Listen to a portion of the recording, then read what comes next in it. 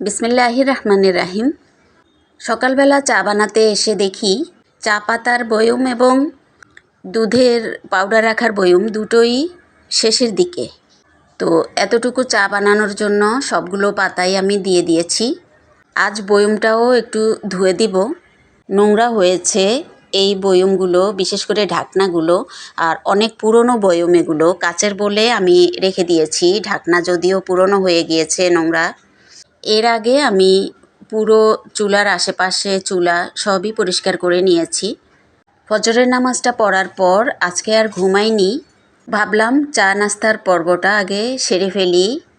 সবাই এখনও ঘুমাচ্ছে, মেঘলা আবহাওয়া, ঠান্ডা ঠান্ডা, তো কেউ ঘুম থেকে উঠছে না, জাগাচ্ছি বারবার। তো আগে নাস্তা বানানোর আগেই চাটা বানিয়ে রেখে দিচ্ছি আর কি, যেহেতু কেউ এখনও উঠেনি। চা বানানোর জন্য নতুন এই পাতিলটা যে এনেছিলাম, তো এটাতে আজকেও বানাইনি, আজকে পুরনো পাতিলেই বানিয়েছি। আর এটাতে গোলাচ্ছি আর কি, দুধ চিনি মিশিয়ে গুলিয়ে নিচ্ছি। চা বানিয়ে রেখে দিয়েছি আর এখন ডিম চিতই বানাচ্ছি। এইদিকে ডিম চিতই বানানোর জন্য প্রয়োজন মতো চাউলের গুঁড়ি নিয়ে নিয়েছি আর একটু লবণ দিয়ে হালকা কুসুম গরম পানি দিয়ে আটা গুলিয়ে এখন ডিম দিয়ে দিয়েছি দুটো। ডিমগুলোকে ভালোভাবে ওই আটার সাথে মিক্স করে নিচ্ছি। ওই পাশে চুলায় খোলাও দিয়ে দিয়েছি। এরই মাঝে গ্যাস কিন্তু কমে এসেছে, তাড়াতাড়ি করছি যেন পিঠাগুলো বানিয়ে সারতে পারি। লাইনের গ্যাসটায় আজকে কয়েকদিন আবার সমস্যা করছে, মাঝে মাঝে দুপুরের দিকে চলে যায়, মাঝে মাঝে সকালের দিকে চলে যায়, কোনো টাইম টেবিল ছাড়াই আর কি। তো ওইভাবে বুঝে বুঝে রান্না করি, তা না হলে সিলিন্ডার ব্যবহার করতে হয়, আর না হলে কারেন্টের ইনভার্টার তো আছেই, গ্যাস বিলও দিতে হয়, আবার ওগুলো তো আলাদা রাখা আছে, যেহেতু খরচ তো হবেই বেশি। একান্ত দরকার পড়ে গেলে তখন ওগুলো ব্যবহার করা পড়ে। আজকে ঘরের বেশ কাজকর্ম করা হবে সারাদিন। একে তো টানা বৃষ্টি হয়েছিল, আবার বেড়ানো থেকে এসে কাপড় চোপড় ধোয়াধাই হয়নি, মাঝে মাঝে কিছু কিছু ধুয়ে দিয়েছি, ভালো মতো রোদ্রে শুকাতে পারছি না আর কি। এইদিকে আবার ফ্রিজে এই যে অল্প কয়েকদিনের মধ্যেই বরফ জমে সব আটকে গিয়েছিল, ফ্রিজটা অফ করে আমি বক্সগুলো বের করে নিয়েছি, আর যেগুলো পলিব্যাগে রাখা আছে ওগুলো নেড়ে চেড়ে আবার দিয়ে দিয়েছি। এখন এই বক্সগুলো যেগুলো দরকারি ওগুলো বাইরে রেখে আর বাকিগুলো রেখে দিব ফ্রিজে, তারপরে ফ্রিজটা আবার অন করে দিব। কয়েকদিন পরপরই আমাকে ফ্রিজ পরিষ্কার করতে হয়, খুব বেশি বরফ জমে। ফ্রিজ বেশি বড় না দেখে পলিব্যাগে রাখতে হয় আর কি বেশি জিনিস, তা না হলে বক্সে রাখাই ভালো। তবে আমি বক্সেই রাখি, আবার পলিব্যাগেও প্যাকেট আকারে রাখি আর কি, যখন যেভাবে হয়। ফ্রিজে জিনিসপাতি রাখার পর ডাইনিং টেবিলটাও মুছে নিয়েছি, আর এই ট্রেটা এখানে উঠিয়ে রেখেছি। টেবিলটা অবশ্য ফাঁকাই থাকে, ফাঁকা রাখতে হয়। ডাইনিং টেবিলটা অন্যভাবে মেহমান আসলে সাজাই, তখন ওটা আর শেয়ার করা হয়নি আপনাদের সাথে। কিছু কিছু জিনিস যে কিনেছিলাম ওটা শেয়ার করেছি, কিন্তু সাজানোটা বা অর্গানাইজটা আমি শেয়ার করতে পারিনি। আবার উঠিয়ে সামনে রেখে দিয়েছি, কারণ আমার ডাইনিং টেবিলের ব্যবহার করার পরে অন্য পর্যায়ে, সেজন্য এগুলো লাড়ালাড়ি আর করিনি, মানে আবার বিছিয়ে পুরনোগুলো বিছিয়ে রেখেছি আর কি। গত ভ্লগে আমি দেখিয়েছিলাম শুটকির আলুর মরিচ খোলা, আর আজকে হচ্ছে মুরগির গিলা কলিজা দিয়ে আলু দিয়ে মরিচ খোলা। মরিচ খোলা না, ঠিক এটা হবে আলু দিয়ে মুরগির গিলা কলিজা দিয়ে ভুনা করব আর কি। এটাও টেস্টি হয়, সবাই পছন্দ করেই খায় আমার ঘরে। রান্নাবাড়া শেষ করে একটু একটু করে টেবিলে নিয়ে আসছি। মুরগির গোশত আলু দিয়ে রান্না করেছিলাম আজকে। রান্নার চাইতেও আজকে আমি গোছগাছের কাজের দিকেই মনোযোগ দিতে হচ্ছে বেশি, কেননা বৃষ্টির জন্য সব কাপড় চোপড় ভিজা ভিজা লাগে, সেজন্য আর ভাল লাগে না। আর বাড়ি থেকে আসার পরে এই সকল কাপড় চোপড়গুলো শুকাতে পারিনি, তো এই যে দেখেন আমার পুরো খাটের উপরে কি অবস্থা হয়ে আছে। আজকে এগুলো সব গুছিয়ে রাখবো। এই বোরখাগুলো, তারপরে হিজাব ওড়না যা ছিল বোরখার সাথে, এগুলো জানালায় দিয়েছিলাম কিন্তু শুকায়নি ভালো মতো, তাই হ্যাঙ্গারে টানিয়ে আজকে আলাদা আলাদা করে সব দিচ্ছি। এগুলো শুকালে বিকালের দিকে আর কি রেখে দিব। এগুলো একটার উপর একটা জানালার উপরে ছিল 2 দিন ধরে, তো আজকে আলাদা আলাদা করে হ্যাঙ্গারে টাঙিয়ে দিচ্ছি। তাও আবার জানালার মধ্যেই ঘরে দিতে হবে, কেন কি বাইরে তো বৃষ্টি হচ্ছে, এই রোদ এই বৃষ্টি হয়। আমার বোরখার কালেকশানের মধ্যে সবচেয়ে কমফোর্টেবল বোরখা হচ্ছে আমার এইটা। এটার কারুকাজগুলো আর ডিজাইনটা আমার খুব ভালো লাগে, পরেও বেশ আরাম পাই এটাতে। এই বোরখাটার হাতার ডিজাইনের সাথে মিল করে একটা কোটি দেওয়া আছে। আর কোটি সিস্টেম যত 3 পিস বলেন বোরকা বলেন সবই আমার কাছে খুব ভালো লাগে। আগেও আমি যখন কোটি সিস্টেম 3 পিসগুলা পরেছি তখন মানে এটা আমার পছন্দের আর কি, কোটি সিস্টেম যে সকল 3 পিসগুলো বোরকাগুলো এগুলো। বোরখার সাথে মিল করে একটা ওড়না হিজাব আছে, তারপরেও আবার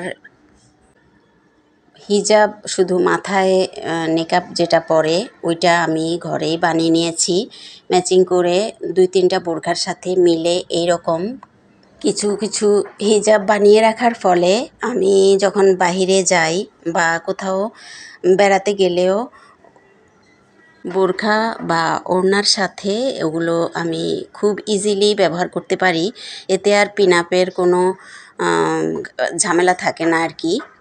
তাড়াহুড়া করে বের হতে হলে তখন এটা পরলে আর কোনো সমস্যা হয় না। পাতলা ওড়না হিজাব দিয়ে বানানোর ফলে এগুলো ব্যবহারে গরমও লাগে না, অর্থাৎ আমার জন্য কমফোর্টেবল হয় এরকম আমি কিছু ওড়না হিজাব দিয়ে এই যে এরকম হিজাবগুলো বানিয়ে নিয়েছি। কিছুটা গর্জিয়াস আছে অল্প স্বল্প, সেজন্য এগুলো কোনো ফাংশানেও ব্যবহার করি। বকবক করতে করতে ভিডিওর অনেকখানি পথ চলে এসেছি আমি। এ পর্যায়ে এসে একটা ছোট্ট রিকোয়েস্ট রাখছি আপনাদের সবার মাঝে। আমার ভিডিওটা আপনারা যারা এরই মধ্যে দেখা শুরু করে দিয়েছেন প্লিজ একটা লাইক দিয়ে শেষ পর্যন্ত দেখে যাবেন। ভিডিও ভালো লাগলে আপন বন্ধুবান্ধবদের মাঝে শেয়ার করে দিবেন। আপনাদের একটা লাইক একটা শেয়ার আমাদের জন্য খুবই উপকারী।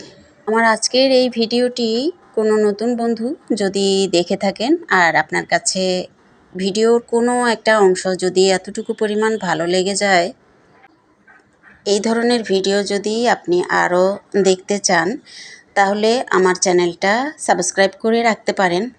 সাবস্ক্রাইব করে পাশের বেল বাটনের অল অপশনে প্রেস করে রাখবেন, এতে আমি কোনো নতুন ভিডিও যখন দেব সাথে সাথে আপনার কাছে নোটিফিকেশন চলে যাবে আর আপনি সময় সুযোগ করে ভিডিও দেখে নিতে পারবেন। সন্ধ্যার দিক দিয়ে চা নাস্তা নামাজ শেষ করে একটা সময় ফুটবল খেলতেন গ্রামে আর কি। ওনার একটা পায়ে চোট লেগেছিল তখনকার সময় আর কি, ফুটবল খেলতে গিয়ে স্টুডেন্ট লাইফের কথা বলছি।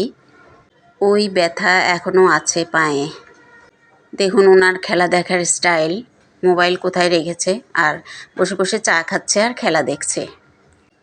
আমি দুষ্টামি করছিলাম মোবাইলের ভিতরে ঢুকে গিয়ে ওদের সাথে খেলে আসো। আচ্ছা, এই দিকে তো এই যে আমি গতদিন কাপড় ভাঁজ করতে গোছাতে গিয়েও পারলাম না, শুকায়নি, তো যে এভাবে দিয়েছিলাম আজকে ওখান থেকে নিয়ে সব গুছিয়ে রাখবো। মোটামুটি শুকিয়ে গেছে, পাতলা কাপড় তো ওই একটার ভিতর একটা থাকার কারণে শুকায়নি। আজকে এগুলো ভাঁজ করে রেখে দেওয়া যাবে। আজকের আবহাওয়াটাও কিন্তু মেঘাচ্ছন্ন, বাহিরে চারপাশটা কুয়াশা কুয়াশা হয়ে আছে, ঘোলা ঘোলা আর কি। তো আমি জানলার গ্লাস লাগিয়ে ভেতরে লাইট সবগুলো জ্বালিয়ে রেখেছি ঘরের মধ্যেই। এখানে নিজেই ঘরে বানিয়েছি আবায়া সিস্টেম, এটার নিচে আরও একটা জামা। পাতলা কাপড়ের দেখে এগুলো একটার উপর একটা দিয়েছি, শুকিয়ে গেছে। বৃষ্টির কারণে ঘর পুরোটার মধ্যে কাপড় চোপড় এখানে ওখানে ঝুলে রয়েছে। আজকে বেশ অনেকগুলো কাপড় গুছিয়ে রেখে দিব, এতে একটু হালকা মনে হবে। কাপড় চোপড় ঝুলে থাকলে ঘর যতই পরিষ্কার করি হালকা পাতলা লাগে না। শীতের দিনে যেমন লেপ কম্বল খাটের উপরে থাকে, একটা বোঝার মতো মনে হয় আমার কাছে। আর বর্ষার দিনে কাপড় শুকানো নিয়ে এই ঝামেলার মধ্যে থাকি, সারাক্ষণ কাপড় চোপড় নিয়েই থাকতে হয়। আমার মতো খুঁতখুঁতে স্বভাবের হলে তো আর কোনো কথাই নেই। এই যে আবহাওয়াটা কেমন দেখেন আপনারা সবাই। রাত্রে বৃষ্টি হয়েছিল গুঁড়ি গুঁড়ি, সকালেও একটু একটু হয়েছিল। এই যে ছাদগুলোতে পানি জমে আছে, আর ওই যে নিচে ওই রোডের মধ্যে কিন্তু একেবারে হাঁটুর নিচে হয় এরকম পানি, সবার আসা যাওয়ায় খুবই কষ্ট হয়। এই রোডগুলোতে না একটু বৃষ্টি হলেই কিন্তু পানি জমে যায়। আমি সারাক্ষণ এই প্রত্যেকটা জানালা দিয়ে এগুলো দেখা যায় তো দেখি, খারাপ লাগে। কিছু কিছু বাচ্চারা যখন স্কুল মাদ্রাসা ছুটি হয় খুবই কষ্ট করে আসা যাওয়া করে ওরা। ঘরদুয়ার গোছানো, পরিষ্কার রাখা, এই সকল কাজের মধ্যে দিয়ে 2 দিনের ভ্লগ আপনাদের মাঝে শেয়ার করে নিয়েছি। কাপড় চোপড়গুলো ভাঁজ করেই ভিডিও শেষ করব।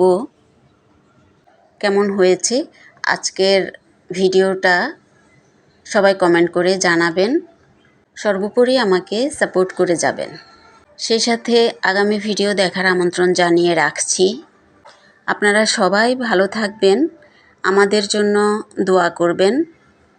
বন্যা কবলিত সকলের জন্য আল্লাহর কাছে অনেক অনেক দোয়া চাই, আল্লাহ সবাইকে যেন হেফাজত করে। এই বলে বিদায় নিয়ে নিলাম। আল্লাহ হাফেজ।